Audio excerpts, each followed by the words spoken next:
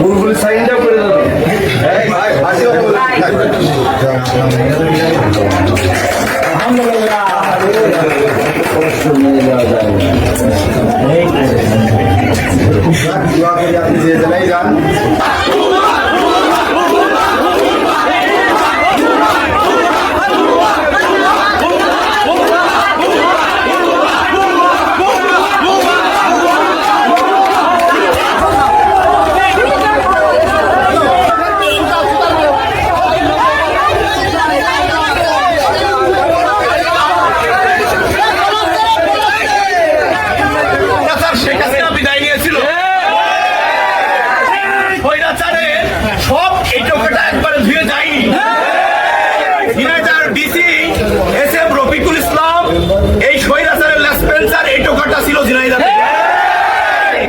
তারিখের পরেও তিনি একের পর এক অবৈধ কার্যক্রম তিনি করে যাচ্ছিলেন।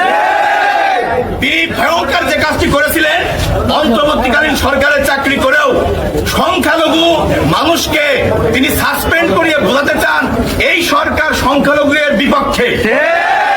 ছাত্ররা যখন বুঝে ফেলেছে তিনি অন্যায়ভাবে ঝিনাইদহের দুজন হিন্দু টিচারকে কোনো কারণ দর্শানো ছাড়াই তাদেরকে সাসপেন্ড করেছে, এর প্রতিবাদ এবং একই সাথে আপনারা জানেন জেলা প্রশাসকের সভাপতিত্বে বিভিন্ন প্রতিষ্ঠান আছে, উল্লেখযোগ্য আমাদের চক্ষু হসপিটাল, শিল্পকলা, শিশু একাডেমি, ডায়াবেটিস হসপিটাল সহ এইরকম প্রতিষ্ঠানে তিনি তার এডিসি জেনারেল সহ অন্যান্য সহকর্মকর্তাদেরকে তিনি প্রতি মাসে মাসোহারার চিঠি পাঠিয়েছেন।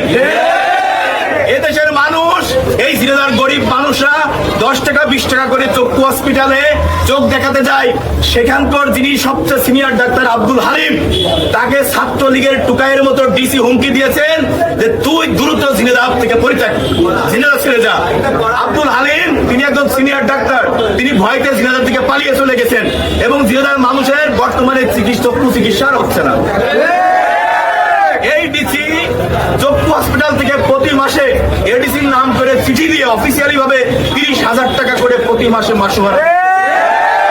প্রত্যেকটা সেক্টরে, সড়কে, অফিসে, প্রত্যেকটি দপ্তরে রফিকুল ইসলাম তার এইভাবে অবৈধ বাণিজ্য তিনি কার্যক্রম চালিয়ে যাচ্ছে। 5 তারিখের পরেও তার নৈতিক এখনো কোনো শুভবুদ্ধি হয়নি। তিনি মনে করছেন, তিনি এখনো আশায় আছেন ইন্ডিয়া থেকে শেখ হাসিনা খুব দ্রুত ফিরে আসবেন এবং তিনি আবার সচিব হয়ে যাবেন। এই আশায় তিনি একের পর এক অনৈতিক কাজ করছেন। সবচেয়ে ভয়ঙ্কর তথ্য হলো বন্ধুরা, এই ডিসি সকালে অফিসে আসতে পারে না, উনি রাত 11 থেকে 12টা পর্যন্ত অফিস করে।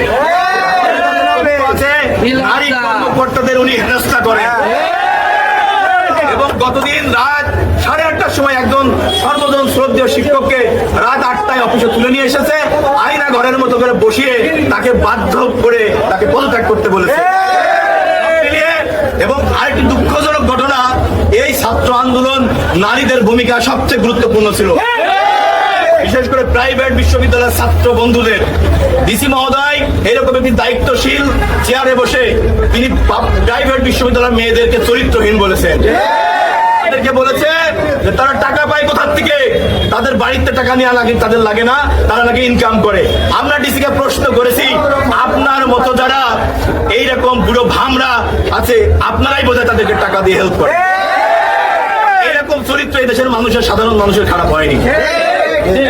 এরকম একের পর এক অভিযোগ করলে উনি কোনো প্রশ্নের উত্তর দিতে পারেননি। শেষ কর্মদিবস তিনি এখনই সসম্মানে বিদায় নিয়ে নেবেন। সবার বিজয় হয়েছে।